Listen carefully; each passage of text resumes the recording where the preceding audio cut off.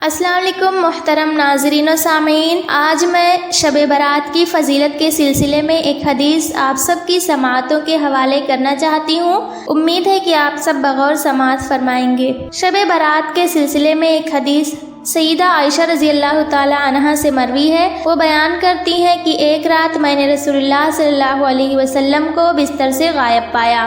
میں نے آپ کو تلاش کیا، آپ بقیع الغرقد میں موجود تھے۔ آپ صلی اللہ علیہ وسلم نے مجھ سے فرمایا، کیا تمہیں یہ محسوس ہوا کہ اللہ اور اس کے رسول تم پر ظلم کریں گے؟ میں نے عرض کیا، اے اللہ کے رسول صلی اللہ علیہ وسلم، میرا یہ گمان تھا کہ آپ کسی دوسری اہلیہ کے پاس چلے گئے ہیں۔ تو آپ صلی اللہ علیہ وسلم نے فرمایا، بلا شبہ اللہ تعالی نصف شعبان کی رات یعنی 15ویں شعبان کی رات کو آسمانی دنیا پر نزول فرماتا ہے اور قبیلہ کلب کی بکریوں کے بالوں کی مقدار میں لوگوں کی بخشش کرتا ہے۔ معلوم رہے کہ یہ حدیث سندن ضعیف ہے، اس لیے یہ قابل حجت نہیں ہے۔ رہی دوسری دلیل، وہ بھی حضرت عائشہ رضی اللہ تعالی عنہا کی روایت ہے۔ انہوں نے فرمایا کہ ایک رات نبی صلی اللہ علیہ وسلم میرے پاس تھے۔ آپ مسجد سے لوٹے، اپنی چادر سرہانے رکھی، پھر لیٹ گئے۔ آپ نے صرف اتنی دیر تک میرا انتظار کیا کہ آپ نے خیال کیا کہ میں سو چکی ہوں۔ آپ نے آہستہ سے اپنی چادر اٹھائی، آہستہ سے دروازہ کھولا اور پھر آہستہ سے اس کو بند کر دیا۔ یہ دیکھ کر میں نے اپنا دوپٹہ اوڑھا اور میں بھی تیار ہوئی، آپ کے پیچھے چل پڑی۔ آپ بقیع پہنچے اور آپ دیر تک کھڑے رہے۔ پھر آپ نے 3 دفعہ ہاتھ اٹھایا، پھر آپ پلٹے، میں بھی واپس لوٹی۔ میں آپ سے تیز دوڑ کر آپ سے آگے نکل آئی اور آپ سے پہلے گھر میں داخل ہو گئی۔ جو ہی میں لیٹی، آپ بھی میرے پیچھے گھر میں داخل ہو گئے۔ آپ نے فرمایا، عائشہ تمہیں کیا ہوا؟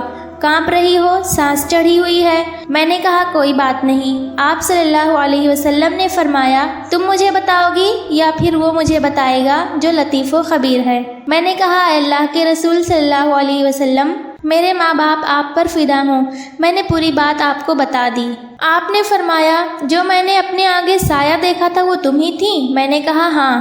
پھر آپ نے فرمایا، کیا تم نے یہ خیال کیا کہ اللہ اور اس کے رسول تم پر زیادتی کریں گے؟ آپ صلی اللہ علیہ وسلم نے فرمایا، جب تم نے مجھے جاتے ہوئے دیکھا تھا اس وقت جبریل علیہ السلام میرے پاس آئے، انہوں نے مجھے آواز دی اور اپنی آواز کو تم سے مخفی رکھا۔ میں نے ان کو جواب دیا تو میں نے بھی اپنی آواز کو تم سے مخفی رکھا، اور میں نے خیال کیا کہ تم سو چکی ہو تو میں نے تمہیں بیدار کرنا مناسب نہ سمجھا، اور مجھے خدشہ ہوا کہ تم اکیلی ڈر محسوس کرو گی۔ جبریل علیہ السلام نے مجھ سے کہا، آپ کا رب آپ کو حکم دیتا ہے کہ آپ اہل بقیع کے پاس جائیں اور ان کے لیے بخشش کی دعا کریں۔ یہ حدیث امام مسلم نے اپنی کتاب صحیح مسلم کے کتاب الجنائز میں نقل کی ہے۔